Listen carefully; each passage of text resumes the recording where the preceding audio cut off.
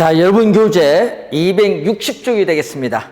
자, 부동산 투자회사. 자, 여러분 최근 2년 출제하지 않았기 때문에 원래 또 출제 예상되는 또 중요한 단원이 되겠습니다. 자, 이 니츠라고 하죠. 자, 설명 옳은 것을 묻습니다. 자, 대표 유형의 문제입니다. 자, 1번 보시면은 자기관리 부동산 투자회사의 설립 자본금은 5억 원 이상이며 영업 인가 또는 등록 후 6개월 이내에 우리는 최저 자본금 50억이 아니라 70억 원이죠. 자, 그래서 여러분 시험 문제에 부동산 투자 회사에 관한 법률의 법조문들이 우선 시험 문제에 많이 출제를 하죠. 이 자기 관리, 우리가 부동산 투자 회사,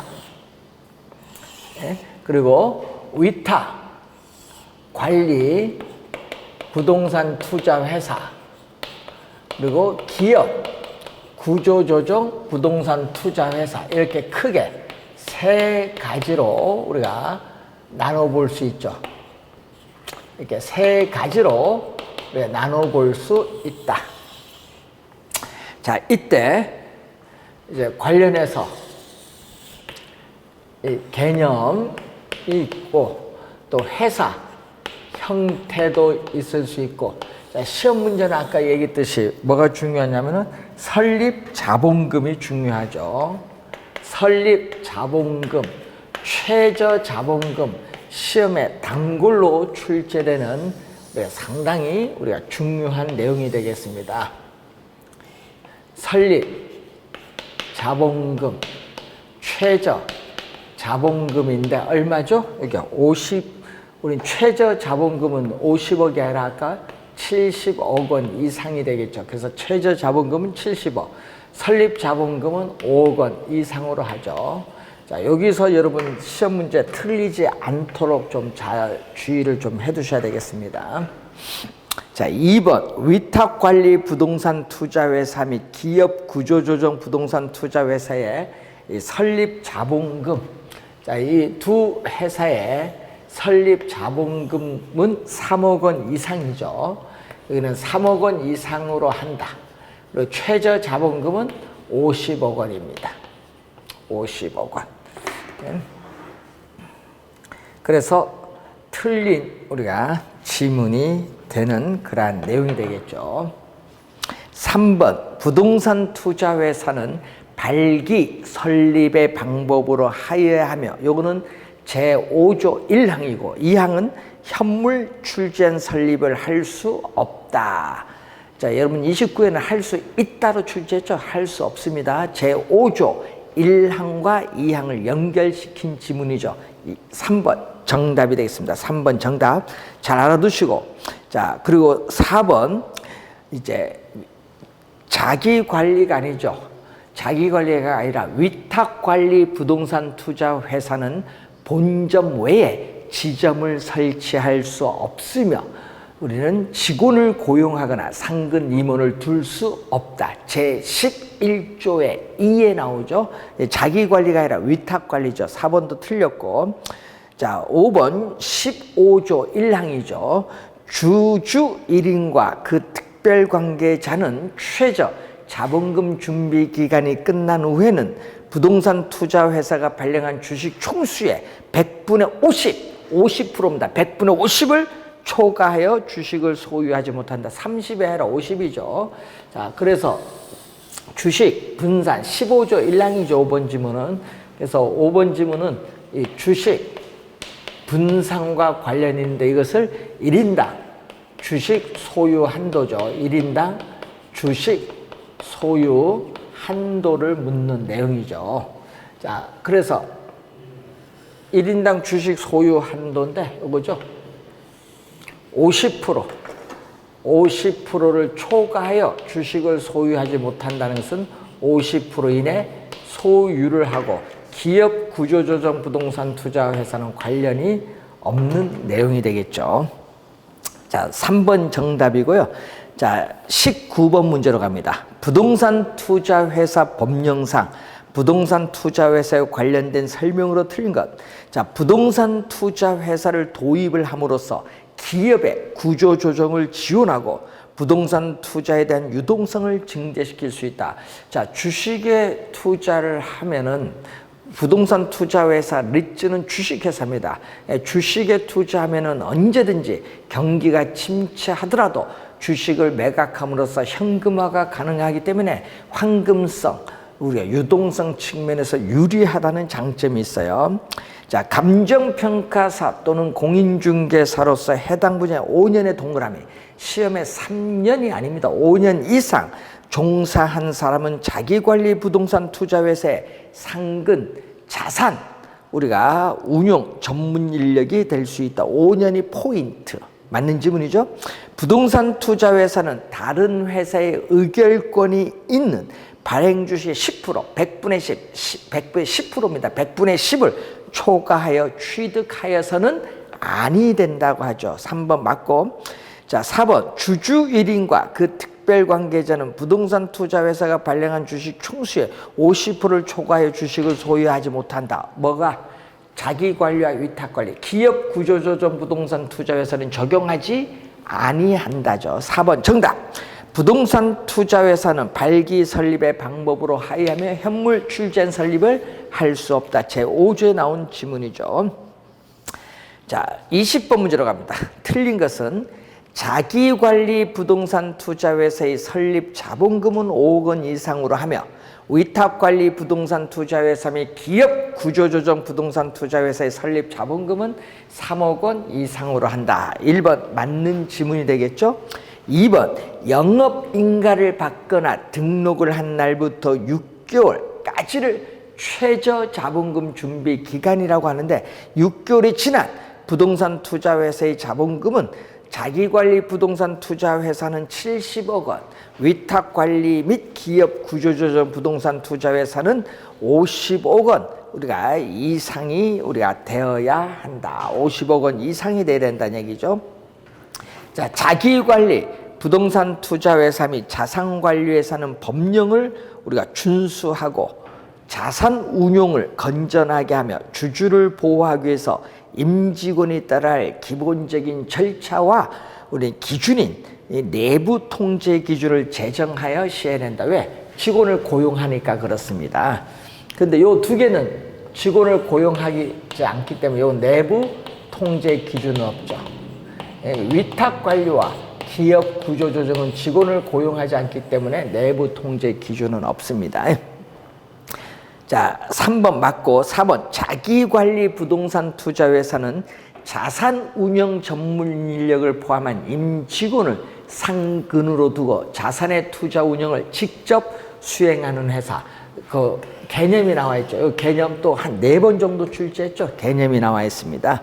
자, 5번 기업 구조조정 부동산 투자회사는 회사의 실체가 없는 명목회사로서 법인세 면제 혜택 있죠. 예, 여러분이 법인세 면제 혜택이 있습니다. 이 배당을 90% 이상 배당하면 법인세 면제 혜택이 있습니다. 없다 하니까 틀린 질문인데, 자, 요 얘기죠, 지금. 자, 본점 외에 지점을 설치할 수 없고, 직원을 고용하거나 상근 임원을 둘 수 없는 이 pay for company, 서류상으로만 존재하는 회사, 명목회사죠. 명목회사. 이 두 가지는 명목회사입니다. 그리고 이 자기관리 부동산 투자회사는 본점 외에 지점을 설치할 수 있고 직원을 고용하거나 상근 임원을 둘 수 있는 실체 회사다라는 것. 자, 그래서 5번 정답이고요. 자, 21번 틀린 것은 자기관리 부동산 투자회사인 경우 주주 1인과 그 특별관계자는 발행 주식 총수의 50%를 초과하여 주식을 소유하지 못한다. 50% 이내 소유하죠. 1번 맞고, 부동산 투자회사는 영업인가를 받거나 등록을 한 날부터 2년, 3년이 아닙니다. 2년 이내에 발행하는 주식 총수의 30%, 20%가 아니라 30% 이상을 일반의 청약에 제공하여야 한다. 주식 공모죠. 자, 14조의 8에 나오는 우리가 주식에 있어서의 공모죠. 항상 주의할 건 2년이죠. 2년. 자, 2년 이내에 몇 프로? 100분의 30, 30% 이상 일반의 청약에 제공하여야 한다. 자, 2번 정답이고, 기업 구조조정 부동산 투자회사는 증권시장에 상장에 대한 의무가 없죠. 자, 여러분 주식 공모 의무사항이 아닙니다. 의무사항이 아니다. 그래서 3번 맞고, 부동산 투자회사는 차의 및 사채 발행 시 자기 자본의 2배를 초과할 수 없다. 그런데 주주총회 특별 결의를 한 경우에는 자기 자본의 10배의 범위에서 10배의 범위 내에서 우리는 자금을 조달할 수, 자금 차이 및 사채 발행할 수 있습니다. 그래서 4번 맞는 거죠. 4번 맞는 질문. 자금 차이 및 우리가 사채 발행이죠. 그래서 자기 자본의 2배 이내, 2배 이내를 원칙으로 하죠. 2배를 초과할 수 없다. 2배 이내를 원칙으로 하는데, 아까 주주총회 특별 결의를 한 경우에는 자기 자본의 10배 내에서 우리는 자금 차이 및 우리 할 수 있는 겁니다. 자, 부동산 관련 분야의 석사 학위 이상의 소지자로서 부동산 투자 운영과 관련된 업무에, 요건 3년입니다. 5년이 아닙니다. 3년 이상 종사한 사람은 자기관리 부동산 투자회사에 자산 운영 전문 인력으로 상근할 수 있습니다. 상근, 자산 운용 전문 인력이 될 수 있다. 이런 얘기죠. 자, 22번 문제로 갑니다. 틀린 거. 부동산 투자회사는 부동산 등 자산의 운용에 관하여 회계 처리를 할 때는 국토교통부가 아닙니다. 국토교통부가 아니라 금융위원회. 자, 국토교통부가 아니라 우리는 금융위원회가 정하는 회계 처리 기준에 따라야 한다는 거죠. 1번 정답. 자, 자기관리 부동산 투자회사는 그 설립 등기일부터 제8조에 나오죠. 10일 이내에, 10일입니다. 1개월이 아니에요. 10일 이내에 대통령령으로 정하는 바에 따라 설립 보고서를 작성하여 국토교통부 장관에 제출하여야 한다. 자, 자기관리 부동산 투자회사는 설립 등기일부터 6개월, 최저 자본금 준비가 6개월이잖아요. 6개월 이내에 국토교통부 장관에게 영업인가를 신청하여야 한다. 자, 자산관리회사는 국토교통부 장관의 인가를 받아 설립되죠. 인가입니다. 등록이 아니라 인가고, 자기 자본은 70억 원 이상, 자산 운영 전문 인력은 대통령령에 의해서 5인 이상 확보해야 한다. 자, 부동산 투자 자문회사는 부동산 투자회사 위탁으로 그 자산의 투자 운영에 관한 자문 및 평가 등의 업무를 수행하는 회사로서 요건 등록, 국토교통부 장관의 등록을 받아야겠죠. 자산관리회사는 인가, 부동산 투자 자문회사는 등록, 그리고 자본금은 얼마? 대통령령에 의하면은 자본금은 10억 원 이상, 자산 운영 전문 인력은 대통령령에 의하면 3인 이상 확보하여야 한다는 그러한 내용이 되겠습니다. 자, 1번이 정답이 되겠죠. 자, 리츠는 여러분 요 내용을 좀 보시면서 이 위탁 관리와 기업 구조 조정은 자산의 투자 운용을 자산 관리 회사에 위탁하는 회사죠. 자산 관리 회사에 위탁하기 때문에 직원을 고용하지 않기 때문에 내부 통제 기준은 필요 없다는 것을 확인을 좀 해두시면 되겠습니다. 자, 다음은 부동산 개발인데, 이 부동산 개발은 2문제 내지 3문제 원래 출제가 예상되는 부분이고, 내용은 어렵게 출제하지 않기 때문에 여기서는 점수를 딸 수 있도록 해야 되겠습니다. 자, 부동산 개발 여러분 200 관련해서 한번 보도록 합니다. 272페이지가 되겠죠. 자, 272페이지. 민간의 부동산 개발에 관한 설명 중 옳은 건, 자, 컨소시엄 방식에서는 사업 시행은 토지 소유자고, 건설업체의 공사를 발주하고 공사비 지급은 분양 수익금으로 지급하는 방식은 우리가 공사비를 분양 대금으로 지급을 하는 방식이죠.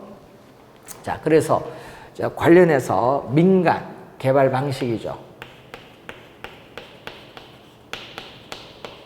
자, 민간 개발 방식에 의해서 우리는 이 토지 소유자와 개발업자가 공동으로 개발 사업하는 지주 공동 사업이 4가지가 있는데 그 중에서 우리가 공사비를 뭘로 지급한다? 분양금으로 지급하는 방식이죠. 자, 1번은 바로 요 내용에 대한 설명이죠. 틀렸고 2번 토지 소유자가 토지 소유권을 유지한 채 개발업자에게 사업 시행을 맡기고 개발업자는 사업 시행을 대행함에 따라 수수료를 받는 방식. 이것은 요 얘기죠. 뭐에 대한 설명? 사업 위탁형. 2번 지문은 사업 위탁형에 대한 설명 또는 사업 수탁 방식이라고 하죠. 사업 위탁형 또는 사업 수탁 방식에 대한 설명이 되겠습니다. 2번도 틀렸고 3번 토지 소유자로부터 형식적인 소유권을 이전받은. 자, 형식적인 소유권을 이전받은 이게 포인트인데 수탁자가 사업의 주체가 돼서 개발 대부분의 과정을 담당하는 것은 바로 토지 신탁 방식. 원래 출제가 예상되는 부분이죠. 원래 출제가 예상되는 토지 신탁 우리는 개발 방식에 대한 설명이 되겠습니다. 원래 출제가 예상되는 부분이 되겠습니다. 자, 자체 개발 사업일 경우에 사업 시행, 자금 조달, 이익 귀속 주체 모두 토지 소유자가 되죠. 그래서 4번이 정답이네요. 자체 개발 사업이죠. 규모가 작은 개발 사업일 경우에 본인이 직접 개발합니다. 4번 정답. 등가 교환 방식에서는 토지 소유자와 개발업자 간의 수수료 문제가 발생하지 않습니다. 왜? 지분 방식이기 때문에 우리 발생하지 않죠. 그래서 공사비를 뭘로? 대물로 변제하는 방식. 대물 뭐죠? 건축물의 준공된 건축물의 일부인 대물로 우리가 변제하는 우리가 방식을 얘기하는데 이것을 우리는 등가 교환 방식이죠. 우리 시험 문제는요. 공사비 대물 변제형보다는 등가 교환 방식이라는 용어로서 우리가 설명을 출제하죠. 그래서 토지 소유자와 개발업자 간의 지분에 따라 건축물을 우리 가지기 때문에 수수료 문제는 발생하지 않습니다. 그래서 5번 틀린 지문. 자, 5번 문제로 갑니다. 부동산 개발에 관한 설명으로 틀린 것은 개인, 기업, 토지 소유자 조합, 주택 건설업자 등이 주체가 되어 개발하는 방식을 민간 개발 주체한 방식이라고 하고 한국토지주택공사, 지방자치단체가 개발 주체가 되어 개발하는 방식은 이것은 공공개발 주체죠. 공공개발 주체, 공영개발, 공공개발 주체에 의한 개발 방식인 공영개발입니다. 1번 맞는 지문이고 제3섹터인 복합주체는 공공부문과 민간부문이 공동으로 개발하는데 공공부문은 인허가를 담당하고 민간은 개발사업의 노하우나 자금을 조달하죠. 부동산 개발 과정 직렬형 형태죠. 계획 단계, 협의 단계, 인가 단계, 시행, 처분 단계의 직렬형 형태의 순서입니다.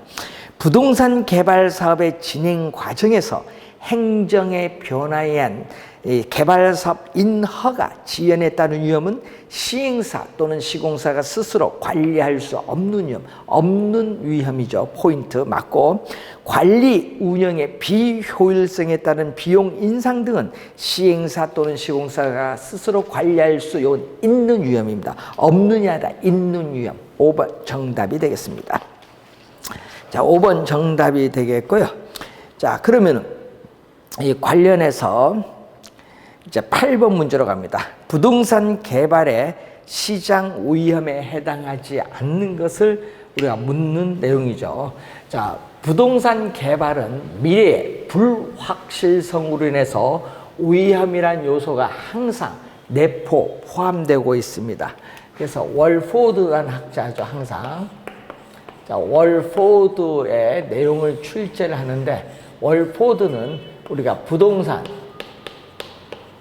개발에 따르는 위험을 크게 세 가지로 보죠. 법률적 위험 또는 법적 위험이죠. 법률적 위험, 그리고 시장 위험, 그리고 비용 위험, 이렇게 크게 세 가지로 우리가 나눠보죠. 자, 이때 이 시장 위험에 해당하지 않는 것, 시장 이자율 상승, 행정 인허가에 따르는 불확실성은 법률적 위험입니다. 2번 정답. 공실률 증가, 경기 침체, 임대료 하락, 이런 건 다 시장 위험에 해당하는 내용이죠. 그래서 2번 정답이 되겠습니다. 자, 9번 문제로 갑니다. 부동산 개발 과정에 내재하는 위험에 관한 설명이다. 관로 안에 들어갈 내용으로 연결된 것. 자, 건설에 소요되는 경비에 따른 위험으로서 인플레이션이 심할수록 개발 기간이 연장될수록 비용상의 위험은 더 커지죠. 비용상의 위험은 더 커집니다. 그래서 비용 위험이고 기억은 니은 정부의 정책이나 용도 지역제와 같은 토지 이용 규제의 변화로 인해서 발생하는 위험은 법률적 위험이죠.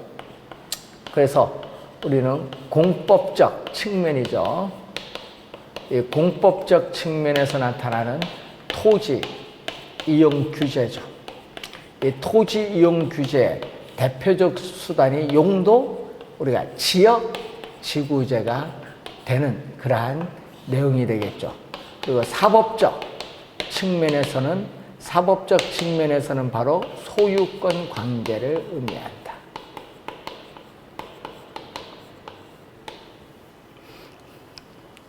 자, 개발된 부동산이 분양이나 임대가 되지 않거나 계획했던 가격 이하나 임대료 이하로 매각되거나 임대되는 경우는 바로 시장 위험에 해당하는 내용이죠. 5번 정답이 되겠습니다. 9번 문제 상당히 중요하거든요. 잘 이해를 좀 해두셔야 될 부분이 되겠습니다. 자, 10번 문제로 갑니다. 부동산 개발과 관련된 내용 중 우리가 틀린 것을 묻는데, 자, 개발 사업 부지에 군사시설 보호구역의 일부 포함이 돼 있어서 개발 사업이 지연됐다는 것은 이건 바로 법률적 위험 분석을 소홀히 한 결과죠. 1번 맞고, 개발업자는 비용 위험을 최소화하기 위해서 최대 가격 보증 계약을 우리는 체결할 수 있죠. 그래서 비용상의 위험을 줄일 수 있습니다. 자, 여러분 3번 올해 출제 또 예상되는 중요한 용어죠. 민감도 분석은 이 재무적 사업의 타당성 분석에 사용했던 주요 변수들의 투입값을 낙관적, 비관적 상황으로 적용하여 이 산출되는 결과인 수익성을 예측하는 것을 말하죠. 민감도 분석의 개념입니다. 상당히 중요하거든요. 잘 알아두시고, 자, 공사 기간이 연장되거나 초기 분양률이 저조하거나 매수 예정 사업 부지 가격이 하락을 하면 안 되고 상승해야겠죠. 상승하거나 인허가 시에 용적률이 감소, 건물 층수가 낮아지는 거죠. 용적률의 감소 등은 우리 시행사의 사업 수행에 부정적 영향을 주는 요인입니다. 부정적 영향. 그래서 틀린 지문은 4번 정답이 되겠습니다. 사무용 빌딩이나 쇼핑센터 건물 등 대규모 개발에 쓰는 사전에 정박 임차인 또는 중요 임차인이죠. 정박 임차인, 중요 임차인을 확보하는 것이 우리는 상당히 중요하다. 예, 공실률이 없이 우리는 완성되자마자 안정적인 임대료 수입을 확보하기 위해서는 중요 정박 임차인을 확보하는 것이 상당히 중요합니다. 자, 관련해서 우선 보고요. 11번 문제로 갑니다.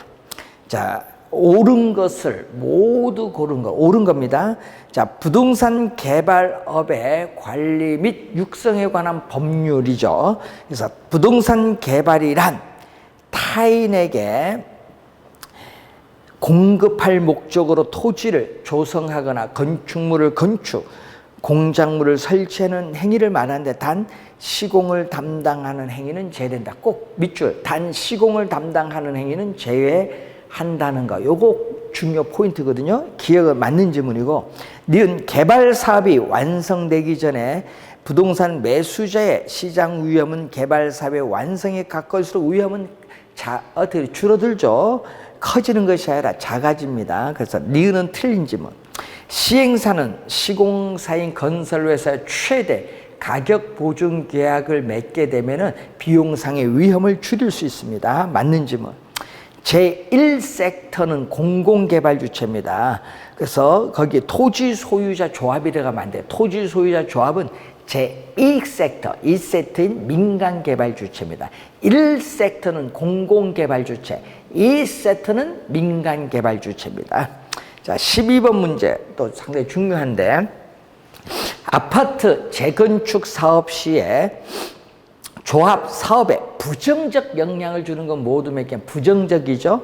자, 건설 자재 가격, 뭐 철근, 시멘트 가격이 상승하면요, 건축비가 상승해서 조합원 부담이 증가하죠. 그래서 여기에 부정적 영향을 주죠. 하나, 이주비, 대출 이자율이 하락하면은 이주비가 적게 들어서 조합원 부담이 적게 들어요. 이건 긍정적, 니는 긍정적 영향.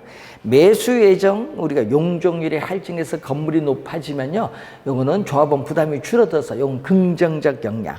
매수 예정 사업 부지 가격이 상승하면은 우리가 비용이 증가하기 때문에 조합원 부담이 증가하죠. 부정적 영향. 두 번째죠.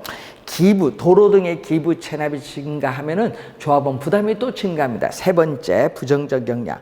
일반 분양분야 분양가가 하락하면 또 조합원 부담이 증가합니다. 네 번째, 부정적 영향. 조합원 부담금 하락하면 안 되죠. 상승해야 되는데, 그래서 네 개, 기역, 우리가 리을, 미음, 비읍 네 개네요. 3번 정답이 되겠습니다. 자, 13번 문제로 갑니다. 부동산 개발에 관한 설명으로 옳은 것은 모두 몇 개인가? 옳은 겁니다. 자, 기역은 부동산 개발업의 관리 및 육성에 관한 법률상의 제2조에 나온 용어인데 시험에 자주 출제되는 용어 꼭 기억을 해 두셔야겠죠? 타인에게 공급할 목적으로 토지를 조성하거나 건축물을 건축, 공작물을 설치하는 예로 조성, 건축, 대수선, 리모델링, 용도 변경 또는 설치되거나 될 예정인 부동산을 공급하는 것을 말하는데, 단 시공을 담당하는 행위는 제외합니다. 포함한다 하면 안 돼. 시공을 담당하는 행위는 제외한다. 그래서 기억은 틀린 지문. 자, 시장성 분석 원래 출제 예상이 되죠. 이 개발된 부동산이 현재나 미래 시장 상황에서 매매, 밑줄은 매매 임대될 수 있는 가능성, 밑줄. 요게 이 지문, 매매 임대될 수 있는 가능성. 요게 나오면은 시장성이라고 해요. 시장성. 그래서 맞는 지문. 개발 사업에 대한 타당성 분석 결과가 동일하다고 할지라도 분석된 사업은 개발업자에 따라 채택될 수도 있고 그렇지 않을 수도 있다. 왜냐하면은 개발업자마다 개발 사업에 대해서 요구하는 수익률이 다를 수 있기 때문에 개발 사업에 타당성이 있다, 없다 말하기가 곤란하죠. 네 번째도 맞는 질문. 세 번째 디귿 맞는 질문. 자, 흡수율 분석의 궁극적 목적은 부동산 시장의 과거 및 현재의 추세를 정확하게 파악을 하여 미래의 흡수율을 파악하는 데 주된 목적이 있습니다. 미래의 흡수를 파악한다. 그래서 틀린 질문. 개발 사업에 있어서 법적 위험은 토지 이용 규제와 같은 건 공법적 측면, 소유권 관계는 사법적 측면 바뀌었죠. 또 틀린 질문. 개발 단계 두 번째죠. 예타락하죠. 예비적 타당성 분석 단계에서는 개발 사업으로 예상되는 수입과 비용을 계략적인 동그라미, 정밀하게 분석하는 것이 아니라 계략적으로 계산해서 수익성을 검토하는 단계. 맞는 지문이죠. 그래서 니은, 디귿, 비읍 세 개가 맞습니다. 2번 정답이죠. 자, 여러분 흡수율 분석과 민감도 분석을 또 잘 공부를 두셔야 되는데, 흡수율 분석은 과거 일정 기간의 시장에 공급된 부동산이 얼마의 비율로 소비되고 있는지를 조사하는 것을 말합니다. 자, 14번 문제로 가겠습니다. 부동산 개발의 체계, 유형에 대한 설명으로 올바른 것은 어느 것이냐?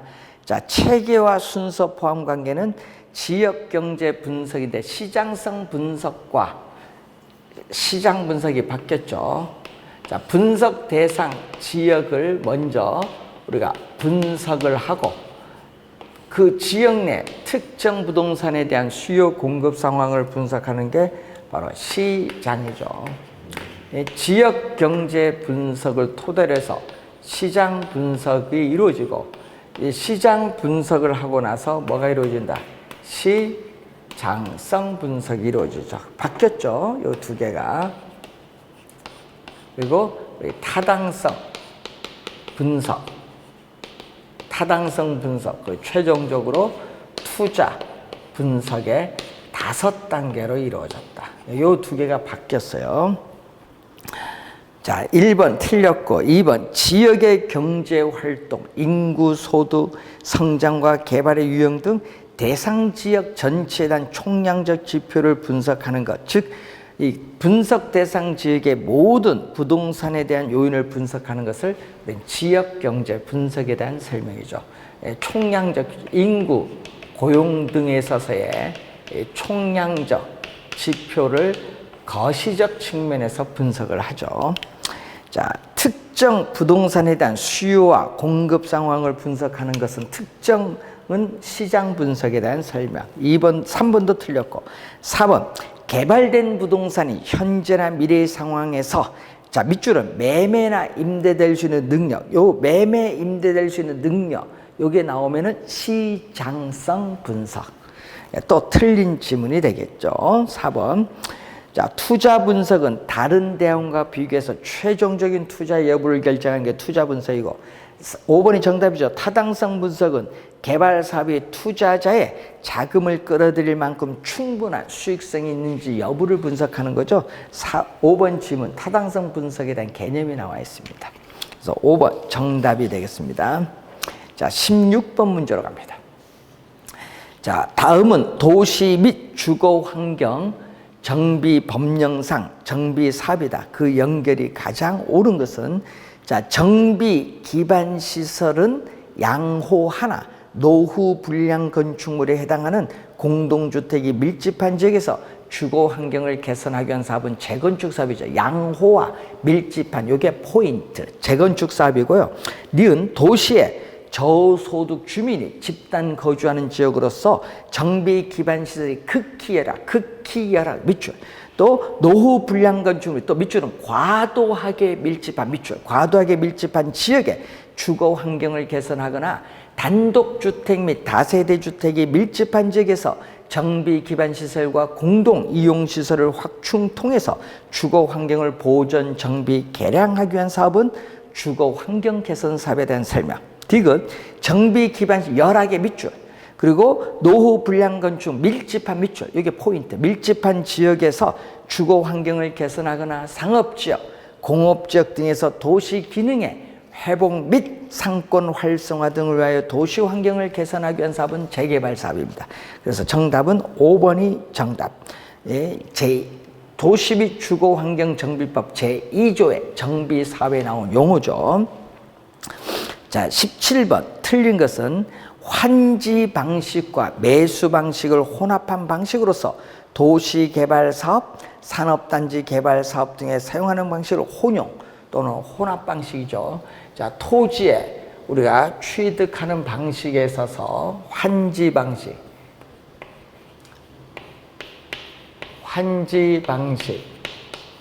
매수 방식, 혼합 또는 혼용 방식. 요 세 가지가 시험에 많이 나오죠. 지금 요 혼합 방식에 대한 설명이죠.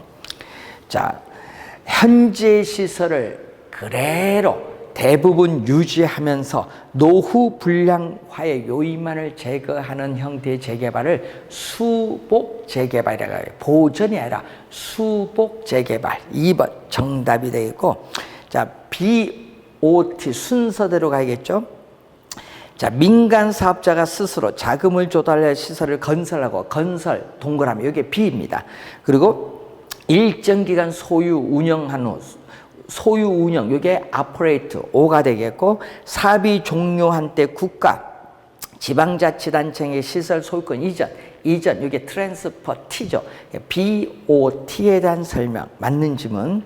도시의 시설 기준이 현재 수준에 미달되어 기존 시설을 확장 또는 새로운 시설물의 첨가를 통해서 도시의 질적 수준과 기능을 제고시키는 형태의 재개발, 이걸 개량 재개발이죠. 그래서 선진국에서는 우리가 수복, 개량 재개발이 주로 이루어지죠. 개량 재개발 맞습니다. 환지 방식은 택지가 개발되기 전 토지의 위치, 지목, 면적, 등급, 이용도 및 기타 사항을 고려하여 택지가 개발된 이후에 개발된 토지를 토지 소유자에게 재분배하는 거죠. 항상 재분배가 포인트입니다. 재분배 밑줄 그어두시고요. 자, 요 세 가지 상당히 중요하니까 잘 확인해 두셔야 되겠습니다. 18번 환지 방식에 대한 설명으로 틀린 것. 감보율에 따라 감보된 토지는 환지되고 채비지는 처분, 매각을 해서 공사비로 충당을 합니다. 수용 방식에 비해서 사업자의 초기 사업비 부담이 적다는 장점. 2번은 장점. 수용 방식에서 사업 시행 기간이 장기화될 수 있다. 토지 소유자의 의견이 있을 수 있기 때문에 장기화될 수 있습니다. 이건 문제점. 사업 후 개발 토지 중 사업에 소요된 비용과 공공용지를 제한 토지를 당초에 토지 소유자에게 재분배합니다. 매각하는 게 아니라 재분배하는 방식 맞고, 수용 방식에 비해서 환지 방식은 개발이익 환수에 용이하다. 여러분, 개발이익 환수에 용이한 것은 수용 방식이죠. 왜? 토지를 저렴하게 수용해서 비싼 가격으로 조성된 택지를 매각해서 개발이익 환수에 유리한 것은 수용 방식입니다. 환지 방식은 개발 환수 용이하지 않죠. 5번 정답이 되겠습니다. 자, 19번 문제로 갑니다. 부동산 개발에 대한 설명으로 틀린 것은 토지 신탁 방식과 사업 수탁 방식은 형식의 차이가 있으나 소유권을 이전하고 사업 주체가 토지 소유자가 된다는 점에서 동일하다. 1번 틀렸죠. 자, 사업 위탁 방식은 토지 소유 주체는 누구죠? 토지 소유자입니다. 자, 토지 소유자이기 때문에 우리는 개발 사업은 처음부터 끝까지 토지 소유자의 명의로지. 토지 소유자의 명의로 진행, 소유권이 이전되지 않아요. 자, 그리고 관련해서 사업 시행의 주체는 개발 사업의 기획, 설계, 착공, 완공에서 분양에 이르는 일체의 모든 것을 개발업자가 담당을 하죠. 자, 요걸 염두에 두시고, 토지 신탁 방식은 토지 소유자는 위탁자가 토지를 신탁을 하겠죠. 신탁을 하게 되면 수익증권을 발행해서 토지 소유자에게 지급을 하는데, 이때 형식상 소유권을 이전합니다. 소유권은 여기에 이전을 해요. 이전을 하기 때문에 토지 소유 주체는 신탁회사고, 또 사업의 시행 주체도 우리는 신탁회사죠. 그래서 우리는 개발 사업은 누구의 명의로? 개발업자, 신탁회사의 명의, 개발업자인 신탁회사의 명의로 개발 사업이 진행됩니다. 그래서 틀린 지문은 1번. 대규모 개발 사업인 경우는 법인 간의 컨소시엄을 구성해서 개발 사업을 수행하는 것이 우린 적합하다. 바로 컨소시엄 구성 방식이죠. 2번은 컨소시엄 구성 방식에 대한 설명. 자, 3번 신탁 개발 방식은 신탁회사의 명의로 사업이 진행이 되죠. 자금 조달도 누가 한다? 이 금융기관의 차입을 통해서 개발 사업에 필요한 자금 조달도 우리는 신탁회사가 한다는 그런 내용입니다. 자, 등가 교환 방식은 토지 소유자와 개발업자는 부동산 지분을 공유하거나 구분 소유할 수 있기 때문에 수수료 문제는 발생하지 않습니다. 자, 사업 위탁 방식은 사업 정반이 토지 소유자의 명의로 진행되고 사업 시행에 따르는 수수료를 우리가 받는 방식을 의미하죠. 그래서 여기는 지분은 사업 위탁형은 개발 지분은 100% 토지 소유자에게 귀속. 100% 토지 소유자에게 귀속이 된다. 자, 20번 문제로 가는데 작년, 재작년 2년 연속 출제했죠. 자, 항상 우리가 순서대로 가는 거죠. 다 B부터 가요, 항상. 네? 처음엔 다 B. 민간 자금을 조달해서 건설해서 준공한 거죠. 준공 B. 그리고 해당 시설의 소유권이 국가 지방자치단체에게 귀속이 된다. T. 그리고 사업 시행자에게 일정 기간 시설 관리 운영권을 준다. 아포레이터 BTO가 되겠고, 자, 준공과 동시에 소유권이 또 이전이 되는데 문제는 사업 시행자가 일정 기간의 시설 관리 운영권을 인정하되 그 시설을 국가 또는 지방자치단체에서 협약해서 정한 기간 동안 우리가 임차하여 사용하는 방식이 되겠죠. 학교 건물, 기숙사, 도서관, 군인 아파트 등 교육, 문화, 복지 시설에 적합한 것은 BTL, 이게 BTL이고, 도로, 터널, 철도, 항만 등 교통시설, 사회 간접 자본시설인 교통시설에 적합한 것은 BTO죠. 그래서 정답은 4번 지문이 정답이 되겠습니다.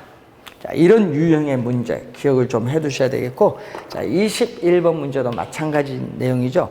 BTO 방식은 사업 시행자가 최종 수요자에게 사용료를 직접 부과하는 경우 도로, 터널 적합하고, BTL은 사전적으로 정부 등이 수익을 보장해주는 방식. 맞는 지문입니다. 자, 사업 시행자가 시설을 준공했다. 2번 준공을 하고 타인에게 임대했다. 임대, 리스를 하고 임대 기간 종료 시설물을 국가 지방자치단체에 이전한다.